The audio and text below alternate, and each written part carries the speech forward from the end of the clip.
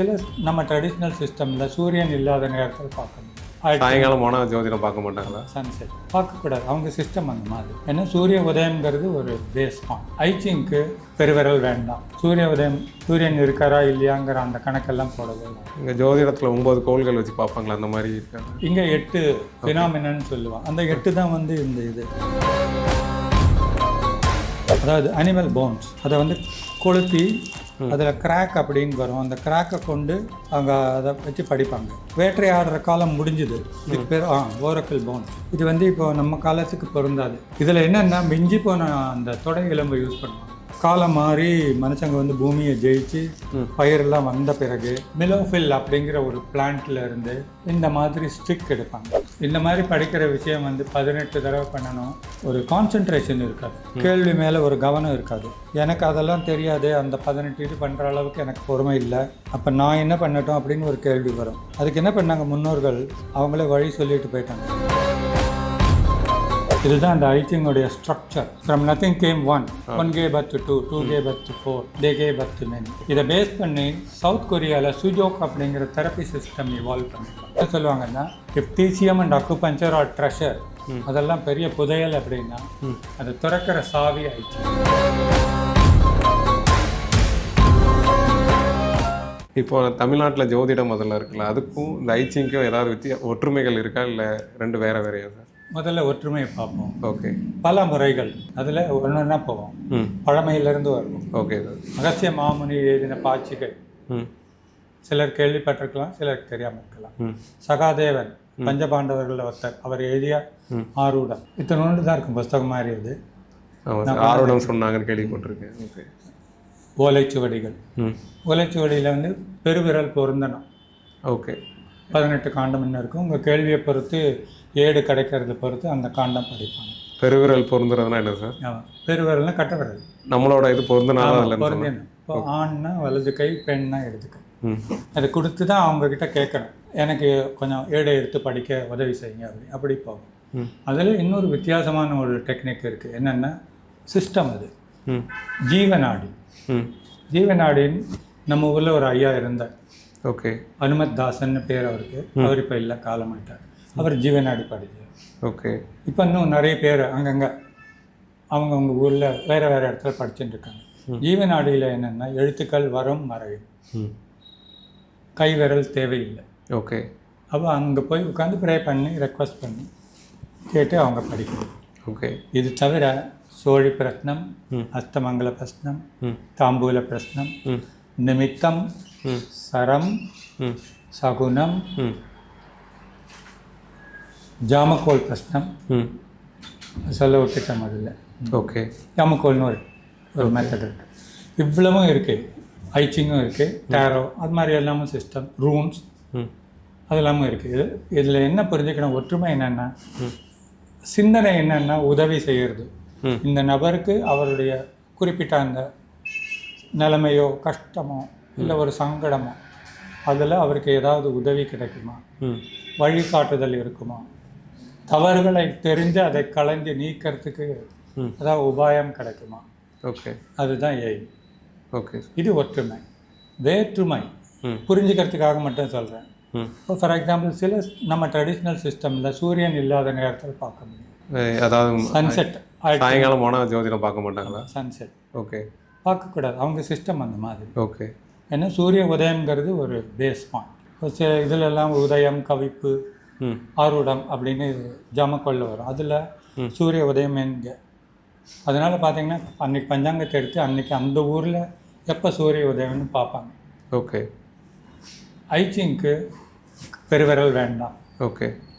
சூரிய உதயம் சூரியன் இருக்காரா இல்லையாங்கிற அந்த கணக்கெல்லாம் போடவே வேண்டாம். இங்கே ஜோதிடத்தில் 9 கோள்கள் வச்சு பார்ப்பாங்களா? அந்த மாதிரி இருக்காங்க. இங்கே 8 ஃபினாமினன்னு சொல்லுவாங்க. அந்த 8 தான் வந்து இந்த இது. Okay sir. 7 earth water fire அப்படின்னு 8 இருக்கும். அங்கே கட்டங்கள் வச்சு பார்க்குற மாதிரி இங்கே வந்து இது. ஓகே. இது என்ன பண்ணுவோம்னா, ஒரு கேள்வியோடு ஒருத்தர் வராரு அப்படின்னா அந்த கேள்விக்கு ஏதாவது வழிகாட்டுதல் இருக்கா அப்படிங்கிற இதை வந்து ஒரு பர்டிகுலர் மெத்தடு நம்ம யூஸ் பண்ணலாம் அப்படின்னு சொல்லி முன்னோர்கள் சொல்லியிருக்காங்க. அதில் முந்தி காலத்தில் என்ன பண்ணுவாங்கன்னா, வேட்டையாடுற நேரம் அது. அப்போல்லாம் எலும்பை வந்து யூஸ் பண்ணுவாங்க. இரவு நேரத்தில் அதாவது அனிமல் போன்ஸ். ஓகே. அதை வந்து கொளுத்தி அதில் கிராக் அப்படின்னு வரும். அந்த கிராக்கை கொண்டு அவங்க அதை வச்சு படிப்பாங்க. ஓகே. வேட்டையாடுற காலம் முடிஞ்சுது. இதுக்கு பேர் ஓரக்கல் போன்ஸ். ஓரக்கல் போன்ஸ்ன்னு பேர். இது வந்து கிராக் இதில் எழுத்தெல்லாம் எழுதிட்டு இது வந்து இப்போ நம்ம காலத்துக்கு பொருந்தாது. ஓகே. இப்போது வேட்டையாடுறது அவ்வளோ தொழில் இல்லை. ஓகே. இதில் என்னென்னா மிஞ்சி போன அந்த தொடை எலும்பை யூஸ் பண்ணுவாங்க. விலங்குகளோடது. விலங்குகள் அது. ஓகே. காலம் மாறி மனுஷங்க வந்து பூமியை ஜெயிச்சு பயிரெல்லாம் வந்த பிறகு மிலோஃபில் அப்படிங்கிற ஒரு பிளான்ட்ல இருந்து இந்த மாதிரி ஸ்டிக் எடுப்பாங்க. ஓகே. இது வந்து ஆக்சுவலாக ஒரு பிளான்ட்லேருந்து எடுத்து சீசன் பண்ணது. ஓகே. 50 குச்சி இருக்கும். அந்த பிளான்ட்டுக்குன்னு ஏதாவது ஒரு முக்கியத்துவம் இருக்கா சார்? அதுலேருந்து அதுதான் அதை அவங்க உணர்ந்து இன்ட்யூட்டிவாக இன்டராக்ட் பண்ணி ஓகே அது மீதி அத்தனை இருக்கே. அப்படி இருக்கும்போது எதுக்கு இதை எடுக்கணும் வழிகாட்டுதல் அந்த மாதிரி. இந்த பிளான்ட்டுக்கு பேர் மிலோஃபில். ஓகே.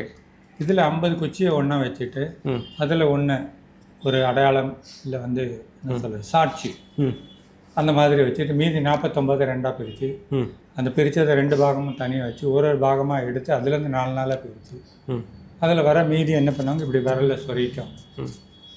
அது வந்து இந்த மாதிரி இருக்கும் அந்த குச்சி. Okay sir. இது ஊதுவத்தி சைஸில் இருக்கும். பார்த்தீங்கன்னா எப்படி சாஃப்டாக இருக்கும். இந்த மாதிரி 50 குச்சியை எடுத்து அதை வச்சு படிக்கிறது. இதில் என்னென்னா இந்த மாதிரி படிக்கிற விஷயம் வந்து 18 தடவை பண்ணணும். ஒரு கான்சன்ட்ரேஷன் இருக்காது. மனசு எங்கேயோ போயிடும். கேள்வி மேலே ஒரு கவனம் இருக்காது. ஸோ அதை ஓவர் கம் பண்ணுறதுக்கு என்ன பண்ணோம் அப்படின்னா அது போக அதை வந்து பப்ளிக் பிளேஸில் பண்ண முடியாது. இப்போ ப்ரைவேட்டாக ஒரு தனி ரூம் தனியாக உங்கள் பூஜா ரூமில் இல்லை உங்கள் ப்ரைவேட் ரூமில் இருந்து பண்ணலாம். எனக்கு அதெல்லாம் தெரியாது. அந்த 18 இது பண்ணுற அளவுக்கு எனக்கு பொறுமை இல்லை. அப்போ நான் என்ன பண்ணட்டும் அப்படின்னு ஒரு கேள்வி வரும்.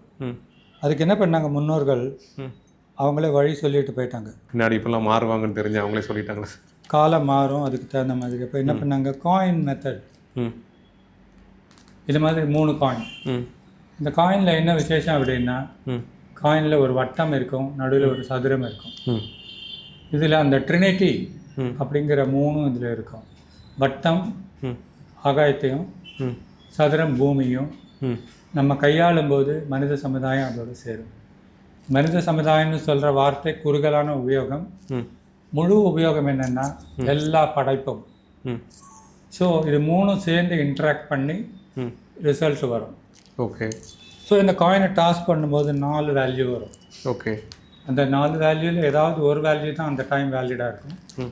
அதை எடுத்து அதை யூஸ் பண்ணி இந்த மாதிரி இமேஜ் கன்ஸ்ட்ரக்ட் பண்ணுவோம். ஒவ்வொரு பிளாக்குக்கும் ஒவ்வொரு மீனிங் இருக்குது சார். ஒரு இது வந்து மொத்தம் 64 மொத்த இமேஜ். அதோட காம்பினேஷன்ஸ் வச்சு நம்ம இதில் ஒரு இமேஜ் நமக்கு வரும், ஏதாவது ஒரு இமேஜ். ஓகே. அந்த இமேஜை கண்டு இந்த டேபிளை யூஸ் பண்ணி அந்த சாப்டருக்குள்ளே போய் நம்ம புக்கை படிக்கணும். ஓகே. நீங்கள் எந்த மெத்தட் தான் யூஸ் பண்ணுவீங்க? இந்த ஸ்டிக் எனக்கு வந்து பிரியப்பட்டது காயின். ஆமாம்.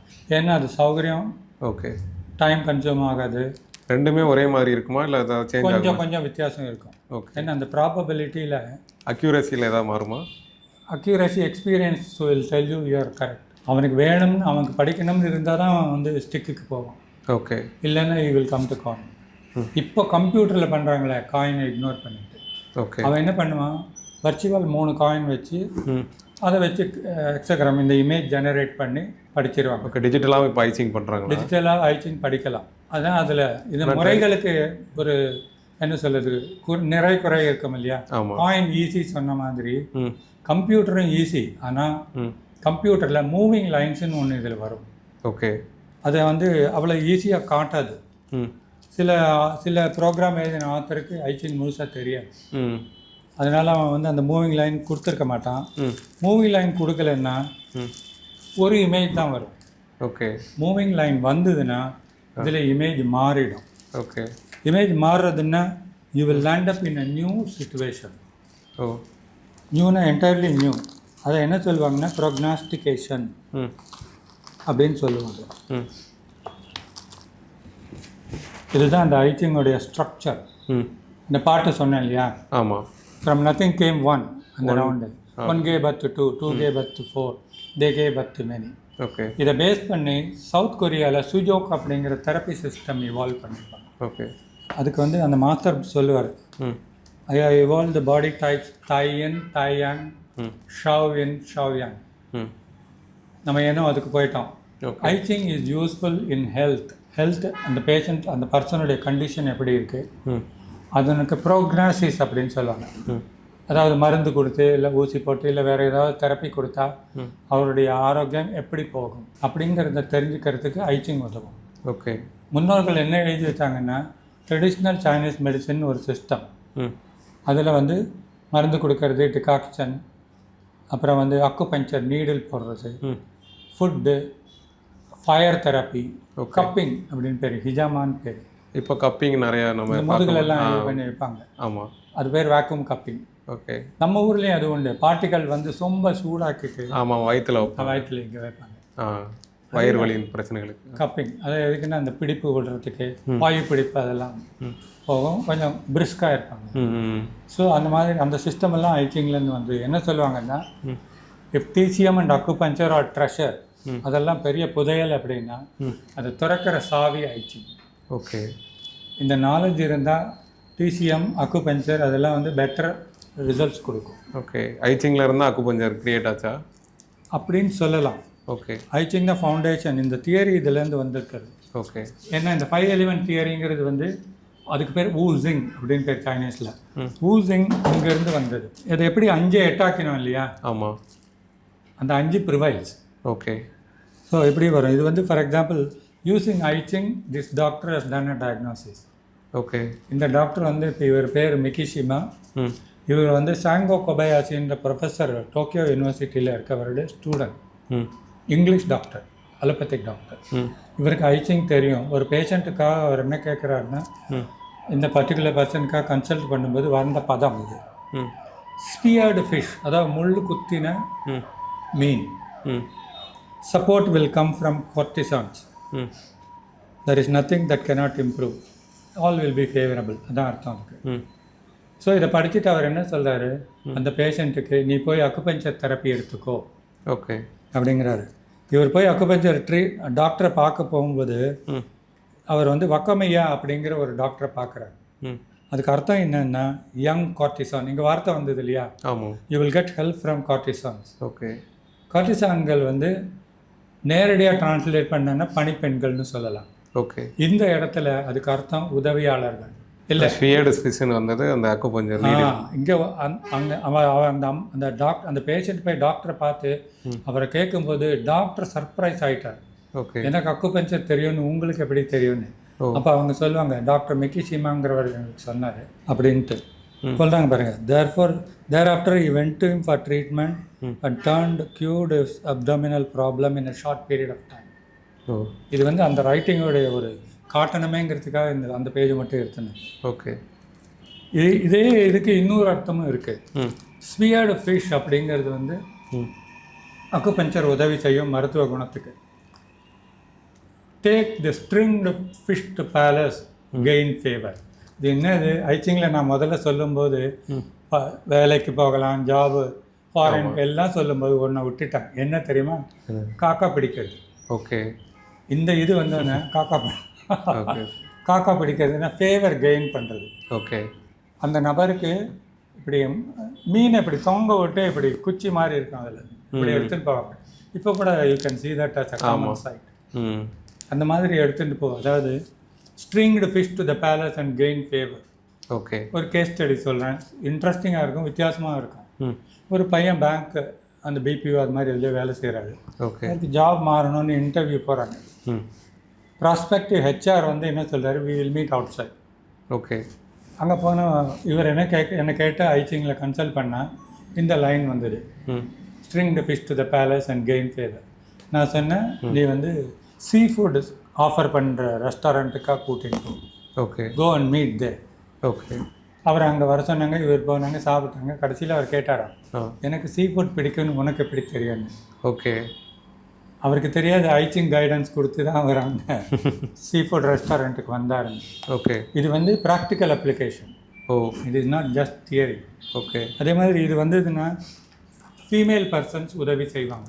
ஸோ இந்த எக்ஸாகிராமுக்கு வந்து இந்த புக்கில் 64 சாப்டர் இருக்கும். ஒரு சாப்டருக்கும் ஒரு ஹெட்டிங். Okay sir. அதில் இந்த நம்ம பேசின இது வந்து சாப்டர் நம்பர் 23, ம்.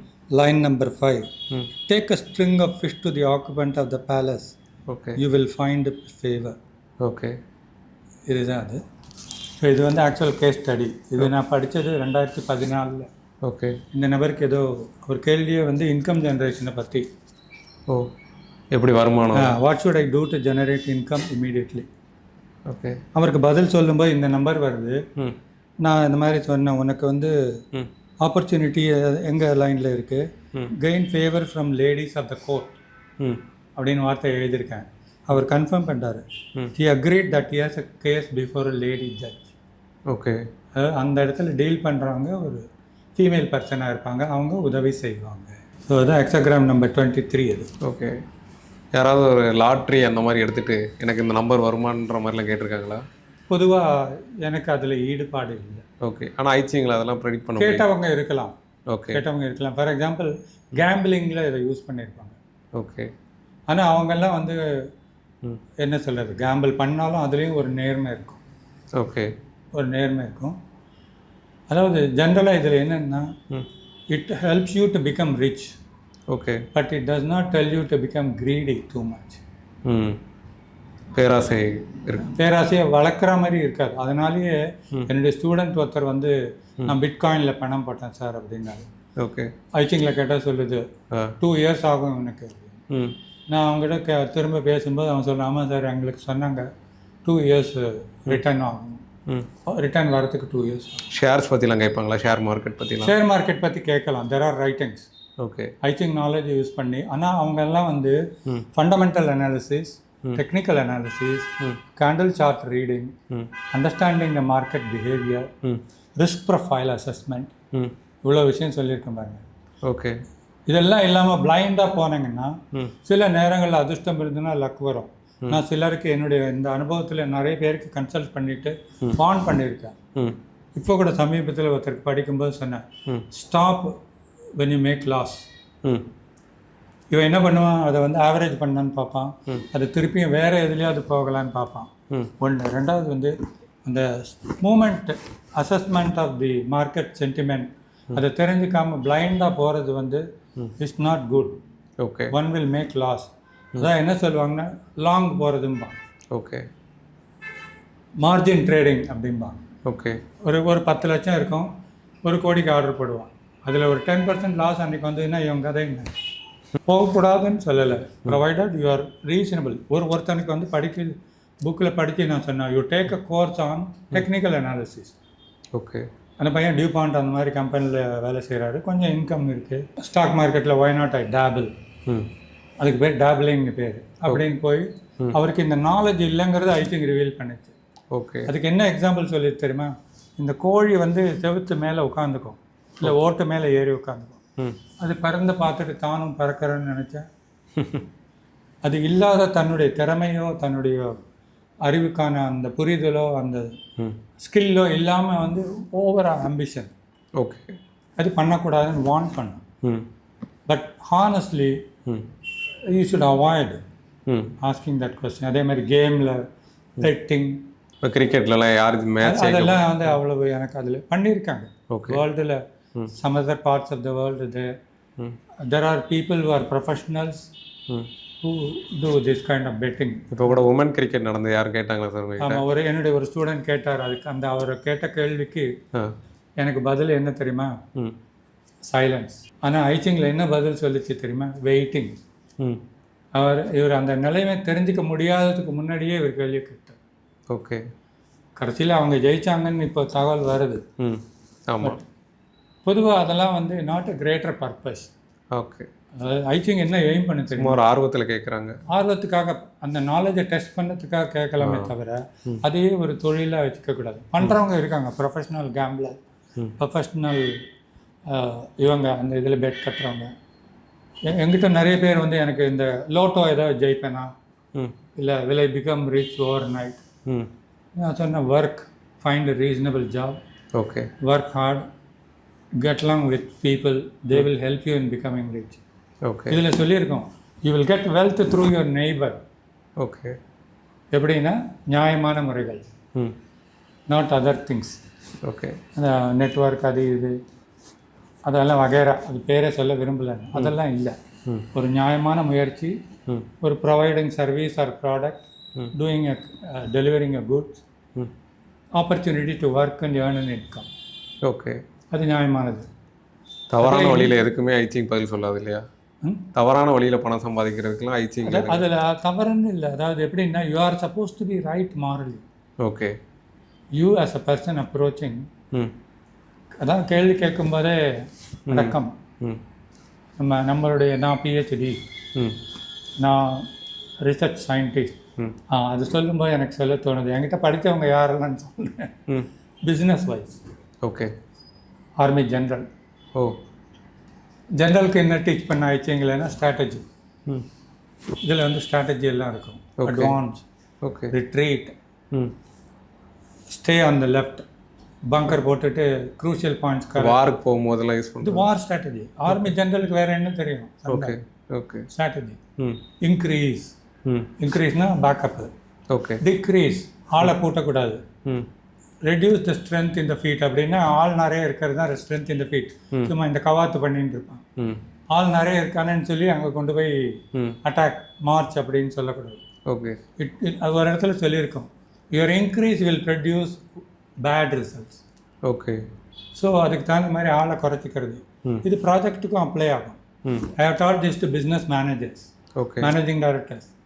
அவங்களுக்கு வந்து ஸ்ட்ராட்டஜிஸ், ஜாயிண்ட் வெஞ்சர், ஓகே, அதுக்கெல்லாம் உபயோகப்படும். ஓகே. லே ஆஃப் பண்ண போகிறதுக்குலாம் உங்கள்கிட்ட கேட்டிருக்காங்களா சார்? என்னோட கம்பெனியில் அதிகமாக ஆள் இருக்காங்க, லே ஆஃப் இல்லை இப்படி சொல்லுவாங்க, கேட் மீட்டிங்னு சொல்லுவோம். Okay. People meeting at the gate, accept, stay. இப்போ ரீசெண்டாக ஒரு லேடி வந்து ஆஸ்டின், அங்கேருந்து அவங்களுக்கு வந்து கூகுளில் போகலாமா அப்படிங்கிற ஒரு இன்டர்வியூ வர ஃப்ரைடே மாதிரி அட்டன் பண்ணலாமான்னு கேட்குறாங்க. இங்கே என்ன சொல்லுதுன்னா, pull back, okay, wait for the right time. Okay. இவங்க போகிற டைமில் அந்த பேட்சில் செலக்ட் ஆகிறவங்களெல்லாம் சீக்கிரம் வீட்டுக்கு அனுப்பிடுவாங்க. அவங்க தானே இன்டர்வியூ டேட் கொடுத்துருப்பாங்க, நம்ம டிசைட் பண்ண முடியாது இல்லையா? அவன் டேட்டுக்கு ஒன்று போகாதுங்கிறது. ஓகே, வேண்டாம். அதாவது ஜாப் ஹாப்பிங்னு பேர் இதுக்கு. Okay. See, employers also keep a watch on the job hopping done by you. இருக்கிற வேலையை விட்டுட்டு அந்த வேலைக்கு போக வேண்டாம்னு சொல்லுதா? ஷார்ட் டைமுக்கு போய் எங்கேயோ மாட்டின்ட்டு பிடிக்கலன்னு திரும்பி வர்றது. அதுவும் ஒரு கேஸ் இருக்குது சொல்கிறேன். ஒரு அம்மா ஹைதராபாத்தில் பெரிய கம்பெனி, அங்கே ஒர்க் பண்ணிட்டு குர்காவம் போகிறாங்க. ஓகே. என்ஆர்சி டெல்லி, அங்கெல்லாம் டெல்லி. அங்கே போயிட்டு அவளால் 2 நாளைக்கு மேலே அங்கே இருக்க முடியல, திரும்ப ஹைதராபாத் வந்துட்டான். அங்கே இருக்க வந்த பிறகு எனக்கு ஃபோன் பண்ணேன், sir I'm not able to stay in Gurgaon. ஐச்சிங்கில் கேட்டால் என்ன பதில் சொல்லி தெரியுமா? ரிப்பேர். எனக்கு ரிப்பேர் பண்ணணும். அது வந்தவுடனே நான் சொன்னேன், ரிப்பேர் யுவர் ரிலேஷன்ஷிப். அப்போ அந்த மாதிரி சொல்கிறாங்க, yes sir, my native is Gurgaon, சொந்த மண், அங்கேயே தங்க முடியல. ஏன் அப்படின்னா, தன்னுடைய அம்மா கூட சண்டை போட்டுன்னு இவ வீட்டை விட்டு ஓடி வந்துட்டான்.